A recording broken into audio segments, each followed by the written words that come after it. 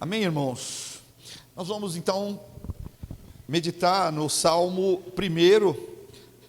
Vamos ler todos os versículos, são apenas 6, e vamos meditar no que diz a palavra de Deus a nosso coração nessa noite. Salmo 1 diz assim: Bem-aventurado é aquele que não anda no conselho dos ímpios, não se detém no caminho dos pecadores, nem se assenta na roda dos escarnecedores. Pelo contrário, o seu prazer está na lei do Senhor, e na sua lei medita de dia e de noite. Ele é como árvore plantada junto a uma corrente de águas, que no devido tempo dá o seu fruto, e cuja folhagem não murcha, e tudo o que ele faz será bem sucedido. Os ímpios não são assim. São, porém, como a palha que o vento dispersa. Por isso, os ímpios não prevalecerão no juízo, nem os pecadores na congregação dos justos. Pois o Senhor conhece o caminho dos justos, mas o caminho dos ímpios perecerá.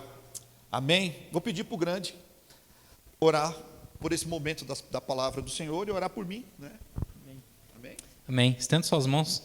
Amém. Pai, nós estamos diante da Tua palavra, Senhor, e diante da Tua igreja. Pai, o Sérgio estará ministrando, Senhor, essa palavra, Senhor, aos irmãos, a nós, Senhor. Por isso, Pai, prepara o coração de cada irmão aqui e usa, Senhor, poderosamente a vida do Teu servo, Senhor, através do Teu Santo Espírito, Senhor, que ele esteja cheio do Teu poder, cheio da Tua autoridade, Senhor, para pregar o Evangelho, Senhor, e que o Teu Santo Espírito tenha, Senhor, liberdade, Senhor, para agir, convencendo, Senhor, o homem da justiça, do pecado e do juízo, Senhor, que em nome de Jesus o Senhor use a vida dele, e que os nossos corações sejam como terra fértil para produzir frutos a respeito daquilo que o Sérgio irá ministrar a nós, Pai. Nós te pedimos em nome de Jesus. Amém. Amém. Amém. Obrigado, grande. Deus abençoe.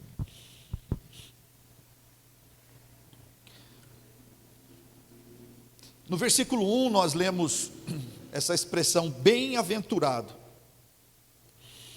E um dicionário Oxford, ele diz que bem-aventurado é aquele que é feliz ou que desfruta nesta vida ou após a morte terrena das bem-aventuranças divinas.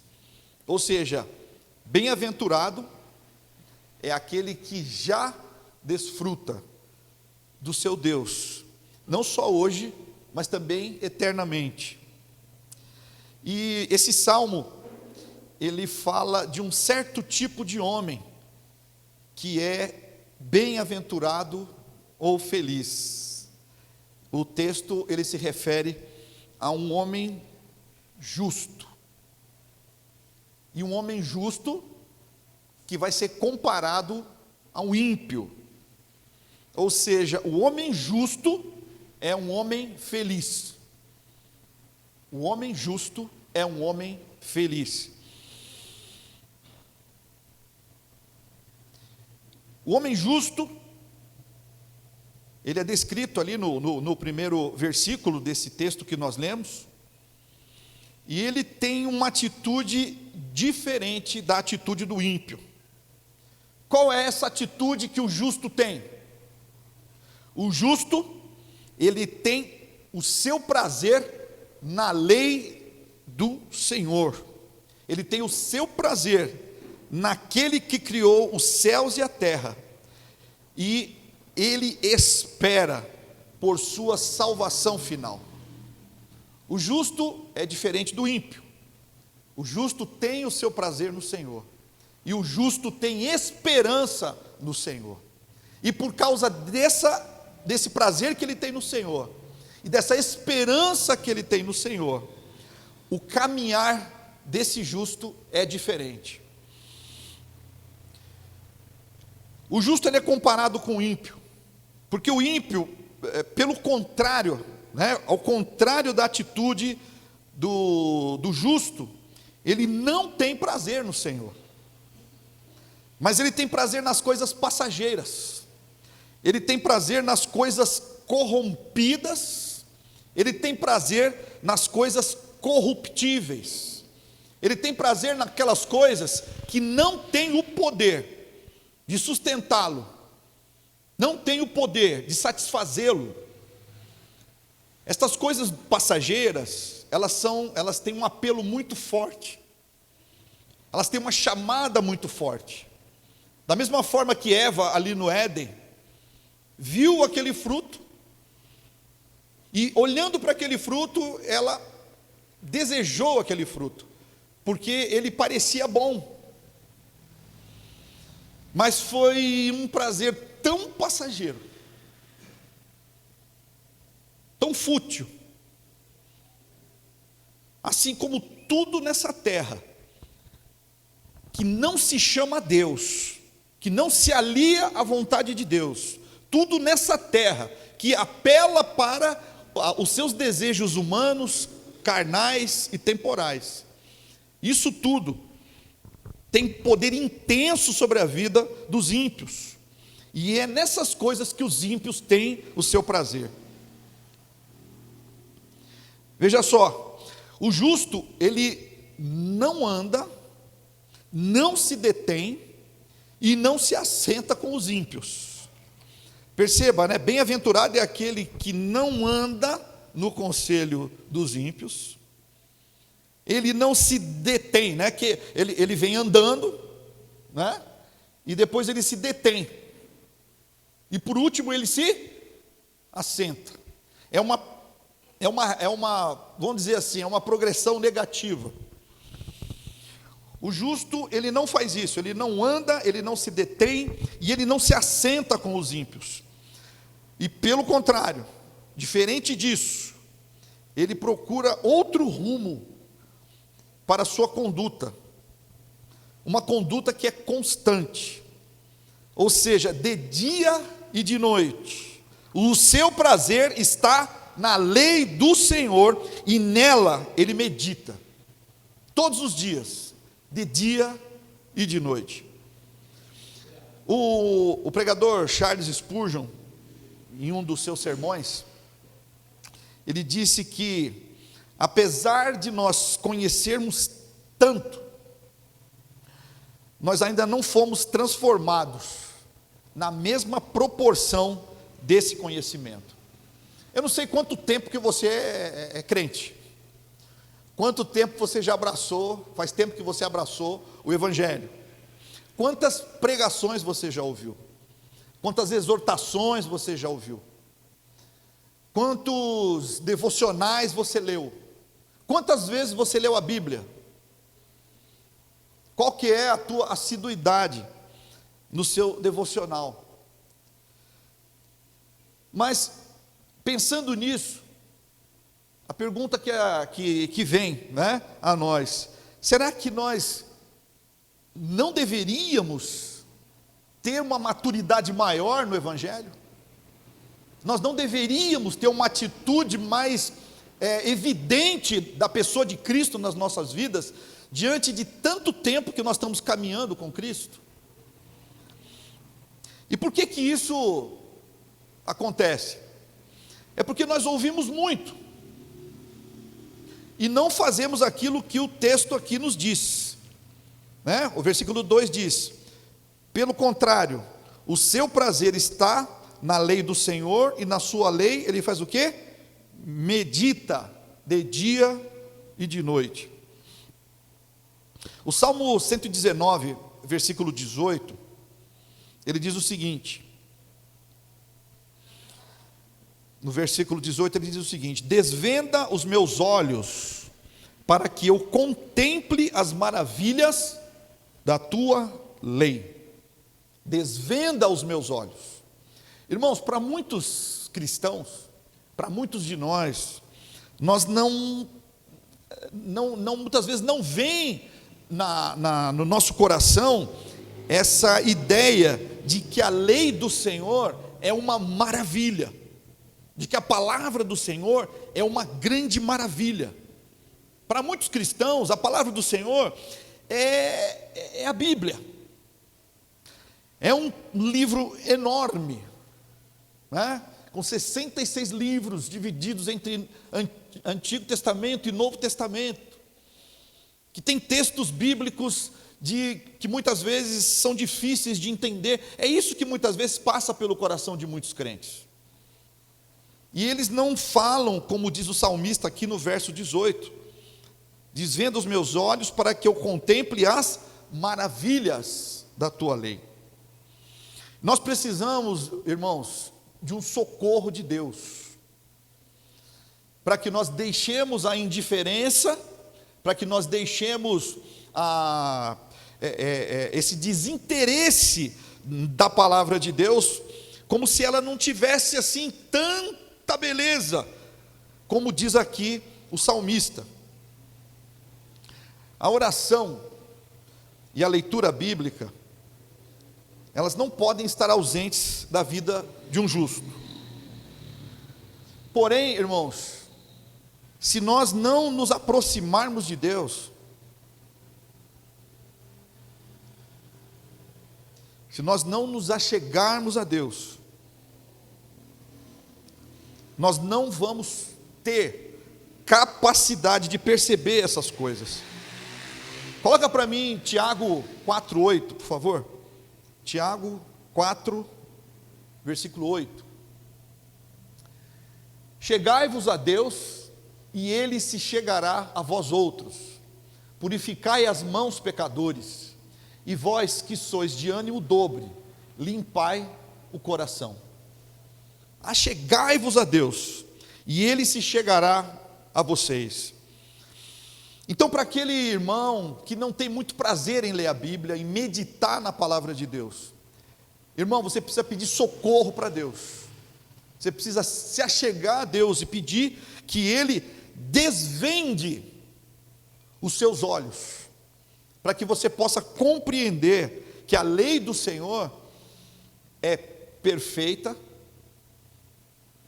que ela alegra o coração, que a lei do Senhor é algo maravilhoso, que pode tirar você de trevas tremendas e mostrar para você que existe muito mais a ser descoberto, além daquilo que você já sabe. Veja só, irmão, nós estamos fazendo uma comparação aqui entre os ímpios e os justos, ou entre os justos e os ímpios.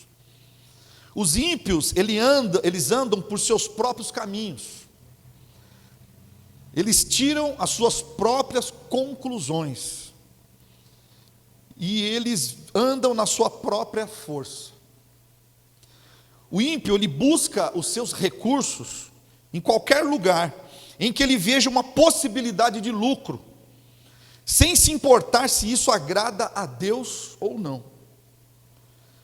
Ele confia em si mesmo, ele confia na força do braço humano. O ímpio, irmãos, ele se sujeita à corrupção e aos acordos feitos às escondidas. Os ímpios, eles não fazem o que é certo, mas o que está dando certo. O justo, por sua vez, ele é feliz, porque desde já ele desfruta da bondade de Deus, prometida a seus filhos. O justo, ele espera com paciência no Senhor, e não age pelo próprio entendimento, conforme diz Provérbios capítulo 3, dos versos 5 a 7. Provérbios 3, de 5 a 7. Confia no Senhor de todo o teu coração, e não te estribes no teu próprio entendimento. Reconhece-o em todos os teus caminhos, e ele endireitará as tuas veredas. Não sejas sábio aos teus próprios olhos, teme ao Senhor e aparta-te do mal. Deixa para mim esse versículo aí, por favor.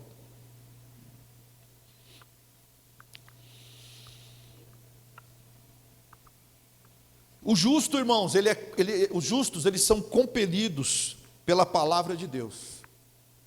Irmãos, nós vivemos num mundo, numa sociedade, nós vivemos num contexto em que nós achamos que conhecemos a vontade de Deus. Nós vivemos numa igreja, num tipo de cristianismo, que nós muitas vezes, irmãos, a gente acha que já sabe o que Deus quer.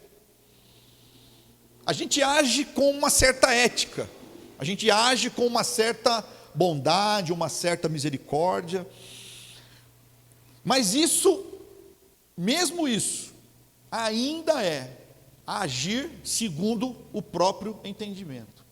Por quê? Porque a palavra de Deus, irmãos, ela é profunda. A palavra de Deus, ela é rica. A palavra de Deus, ela tem o poder de transformar as nossas mentes. E quando nós estamos satisfeitos com aquilo que nós já temos, com aquilo que nós já temos ouvido, com aquilo que nós já conhecemos, nós deixamos de nos empenhar no estudo da palavra de Deus. Nós deixamos de nos empenhar na meditação da palavra de Deus. Nós estamos hoje aqui pregando, vou colocar dessa forma, mais um sermão. Semana passada o pastor Samuel pregou aqui sobre o verdadeiro adorador, né? E nós também pregamos o mesmo tema na Igreja Batista do Crispim. Mas nós, irmãos, nós temos ou não temos esse hábito de ouvir uma pregação e depois nós chegarmos em casa, ou termos algum dia da semana, algum momento, de nós voltarmos àquilo que foi pregado, que seja o texto que foi pregado, que seja alguma coisa que você se lembra da pregação, alguma coisa que você anotou, e nós passarmos um tempo ali, meditando sobre aquilo. O que faz do homem ser um homem justo? Ele não se torna justo por meditar na palavra de Deus, ou ele medita na palavra de Deus porque ele é justo. Irmão, se eu e você meditamos na palavra de Deus, nós somos transformados no nosso entendimento. Se nós meditamos nas Escrituras, nós somos transformados dia a dia, à semelhança de Cristo. Se nós meditamos na palavra de Deus, ou seja, se nós damos à palavra de Deus um lugar especial na nossa vida, no nosso dia a dia, se nós damos à palavra de Deus um lugar que lhe é justo na nossa maneira de viver, nós nunca mais seremos os mesmos. Eu conheço muito crente nota 10.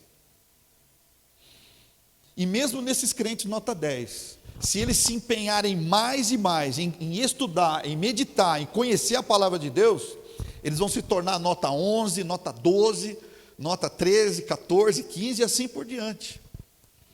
A palavra de Deus nos diz, irmãos, que nós precisamos caminhar rumo à perfeição.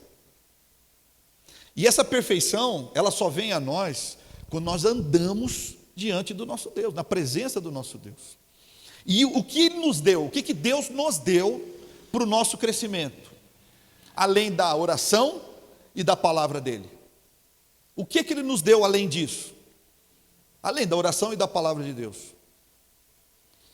Se você, por exemplo, se você meditar nos últimos momentos de Jesus na cruz, existe uma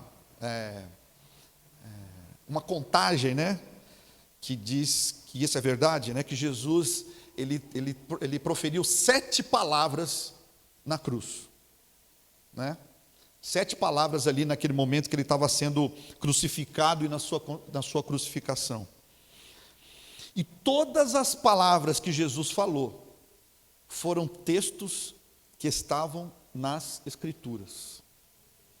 Todas as palavras que Jesus falou foram palavras de oração. Ou seja, Jesus venceu aquele desafio terrível.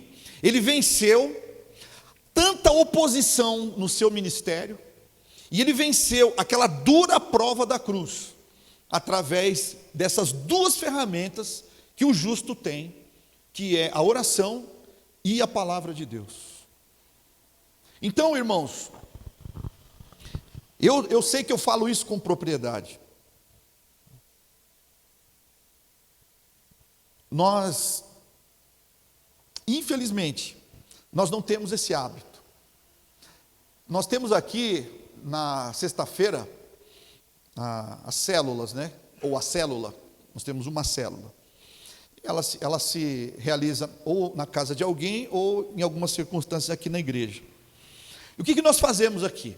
Nós estamos lendo o texto bíblico. Simplesmente a gente senta numa roda e começamos a ler o texto.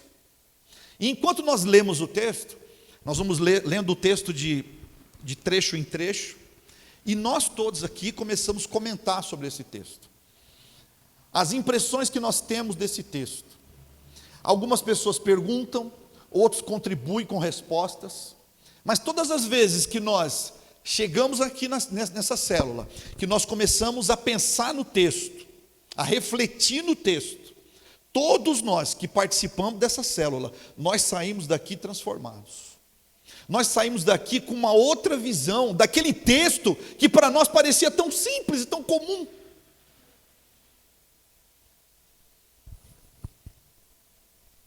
Olha, é uma coisa que eu preciso dizer, né? Esse versículo aqui, irmãos, é um versículo que eu acredito que todos nós já lemos várias vezes. Nós conhecemos, né? Não seja sábio aos teus próprios olhos. Teme ao Senhor e aparta-te do mal. Eu te digo, irmão, se você sentar no seu sofá, na sua poltrona, na sua mesa, e abrir a palavra de Deus e começar a meditar nesse texto, no momento que você se levantar dali, você já não será mais a mesma pessoa. Primeiro porque a palavra de Deus, a palavra de Deus não se compõe de palavras e letras, mas ela é algo sobrenatural, vivo e eficaz, que tem o poder de transformar a sua vida. Não é um livro, ela não é um manual assim, técnico. Jesus falou uma coisa, falou o seguinte: olha, vocês erram por não conhecerem as Escrituras e nem o poder de Deus. O que é o Evangelho? Nós lemos aqui o texto a partir de Mateus, Marcos, Lucas e João, o que nós chamamos de Evangelhos. E Pedro ou Paulo, não importa, não me lembro agora, ele diz assim: não me envergonho do Evangelho, porque ele é o poder de Deus para a salvação de todo aquele que crê. Quando você está meditando nas Escrituras, você está se expondo ao poder de Deus de transformar a sua vida. Você está se expondo a esse poder. Quando você começa a pensar, não sejas sábio aos teus próprios olhos. Você fala assim: o que significa ser sábio aos meus próprios olhos? Você começa a perguntar para o texto, o que esse texto está querendo dizer? E você começa a pensar: eu estou sendo alguém assim?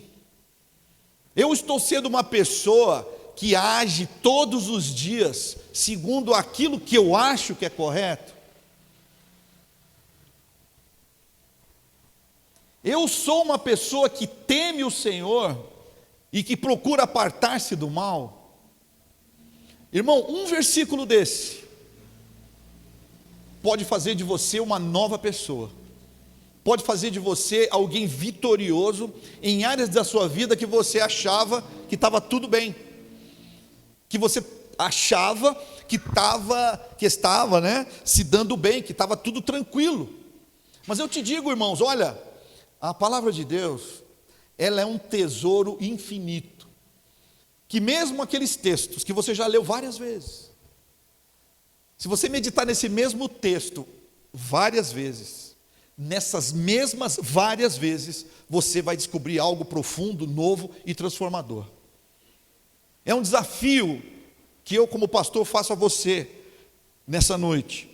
Desafio você a meditar na palavra de Deus de dia e de noite. Quando você está diante de uma situação que você precisa tomar uma decisão, quais são os recursos dos quais você lança a mão para tomar essa decisão? Você liga para alguém? Você põe-se a pensar qual será a melhor solução? Ou você busca o Senhor em oração e medita na palavra de Deus? Mas nós temos um outro problema. Muitas vezes, nós até queremos meditar em alguma palavra do Senhor que venha a nos ajudar naquele momento de dificuldade. Mas sabe qual é o problema? É que, como eu não leio a palavra de Deus, aquele versículo, aquela passagem importante para que eu possa vencer aquela situação, ela não está aqui na minha memória, porque eu não leio a Bíblia, porque eu não tenho bagagem bíblica para poder me lembrar dessas coisas, ou para que o Espírito Santo me faça lembrar dessa passagem bíblica. Os irmãos compreendem a dificuldade de um homem, de uma mulher, que não tem o hábito de ler a palavra de Deus e de meditar nela sempre? E que saída que nós temos? Se você quer fazer o que é a vontade de Deus para aquele momento, o que você faz? Irmãos, nós somos uma igreja, e nós podemos falar uns com os outros, mas nunca tome uma decisão sem orar e sem se basear no que diz as Escrituras. A palavra de Deus, irmãos, ela tem respostas. A palavra de Deus, ela tem suporte para nós.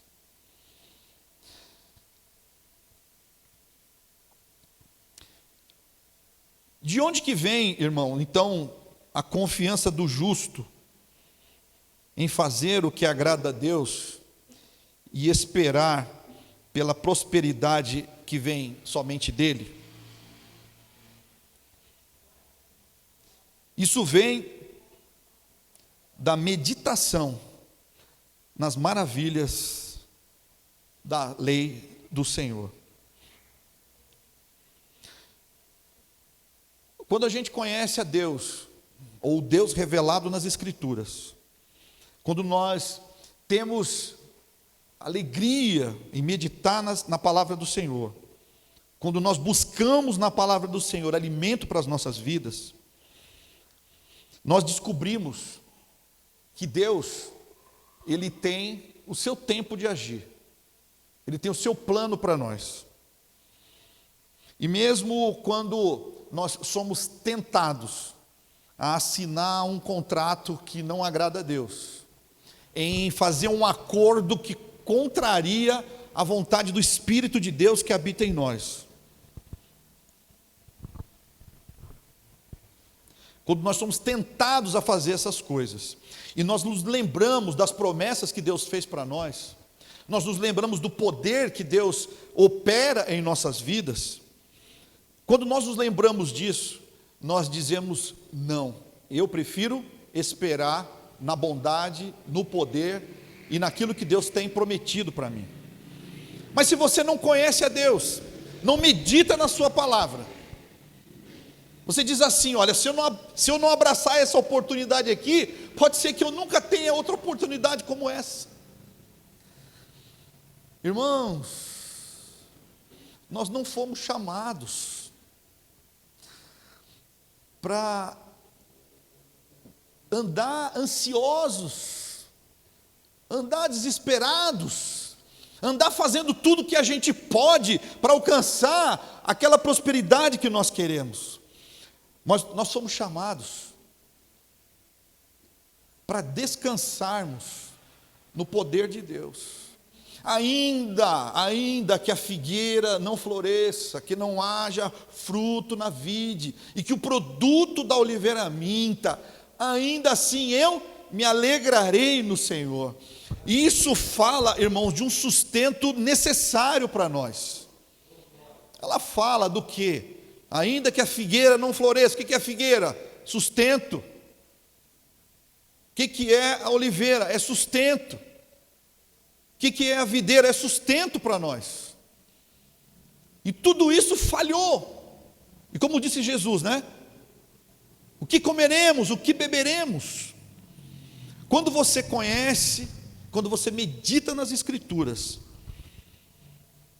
você, ainda que passe por situações como essa, como disse o salmista Davi, ainda que eu ande pelo vale da sombra da morte, não temerei mal algum. Por que esse homem disse isso? Porque esse homem medita na lei do Senhor de dia e de noite. Ele conhece a palavra de Deus, ele conhece esse Deus, ele experimenta esse Deus. E a Bíblia diz o seguinte, que essa fé, ela vem pelo ouvir. E esse ouvir vem pela palavra de Deus. Não tem como, irmãos e irmãs, não tem como um cristão viver sem ler, sem meditar na palavra de Deus. Não tem como. Então, Romanos capítulo 12, verso 1 e 2. Romanos 12, 1 e 2.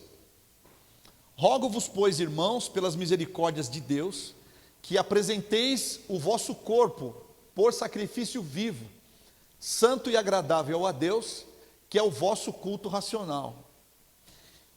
E não vos conformeis com este século, mas transformai-vos pela renovação da vossa mente, para que experimenteis qual seja a boa, agradável e perfeita vontade de Deus. Transformação da nossa mente. Muitos de nós não desfrutam dessa vontade de Deus, que é boa, agradável e perfeita. Por quê? Porque se apoia no próprio entendimento, se apoia na própria sabedoria, nos próprios recursos, pega conselho com quem não poderia te dar conselho. Mas quando você tem uma mente transformada, e essa transformação vem pela palavra de Deus, você não anda como os ímpios. Você não se parece com os ímpios, mas você se parece com os justos. Essa é a palavra de Deus para nós nessa noite. Tiago capítulo 4, verso 4. É forte. Tem outras traduções que dizem assim, infiéis, né? Mas está aí, adúlteros. Vocês não sabem que a amizade com o mundo é inimizade com Deus? Olha só, quem quer ser amigo do mundo, faz-se inimigo de Deus. E o que é um amigo do mundo?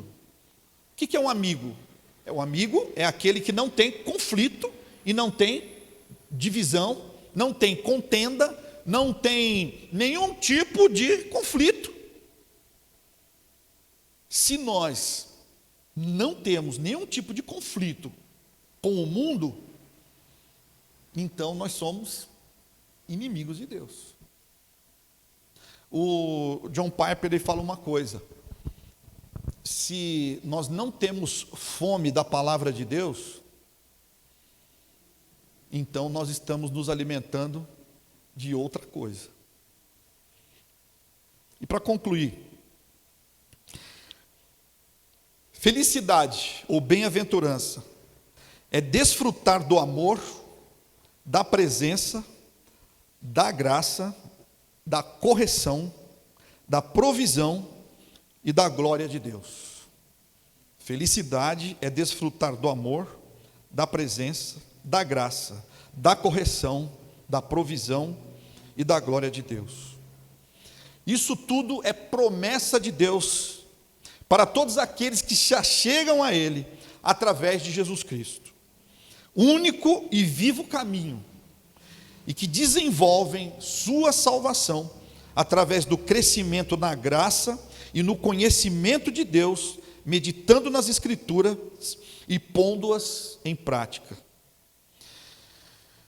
A nossa igreja, ela tem dado a todos a oportunidade de meditar na palavra de Deus. A nossa igreja tem dado oportunidade para cada um de nós.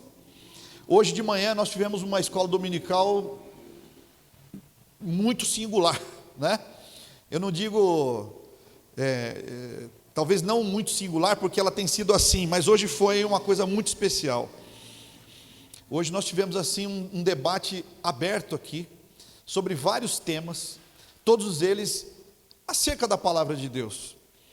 E todos aqui, eu creio que todos que estiveram aqui hoje, ao sair daqui, saíram muito mais edificados do que no momento que chegaram aqui.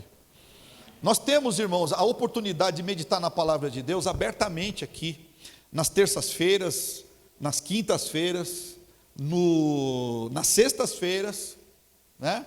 E no domingo de manhã. Uma oportunidade para nós crescermos na graça, no conhecimento, uma oportunidade para nós meditarmos em quem Deus é e lançar fora muitos conceitos que a gente tinha por conceitos bons. Hoje de manhã a gente teve essa oportunidade. Então, irmãos, como aplicação para as nossas vidas, para que nós saiamos daqui, para que nós, ao ouvirmos essa mensagem, nós possamos escolher algum fruto dela. Você, particularmente na sua casa, você deve buscar meditar nas Escrituras. Você, junto com a igreja, você deve buscar meditar nas Escrituras. Você, no seu dia a dia, tomadas de decisões que você precisa tomar, consulte as Escrituras. Se você não conhecer, não vier na sua mente nenhum texto que te possa ajudar nesse momento, peça ajuda a alguém, peça ajuda a algum irmão de confiança. Nunca faça nada sem orar, nunca faça nada sem consultar as Escrituras. Os nossos 2 últimos encontros, que foi no retiro de carnaval e no nosso jantar, nosso churrasco da comunhão, nós tivemos ali 2 equipes, 3 equipes, né, que tomaram assim como é que fala? Os irmãos não puderam ajudar muito na hora da gincana bíblica, né? Muitos irmãos não sabiam completar versículos, né? Outros não sabiam dizer quais eram os 5 primeiros livros da Bíblia. São questões, irmãos, muito comuns no meio cristão. E por isso é importante essa pregação nessa noite. Por isso é importante essa exortação nessa noite. Porque está claro que nós não estamos tendo verdadeiramente o hábito de ler e de orar e de meditar na palavra de Deus. Então, que os irmãos possam receber essa palavra como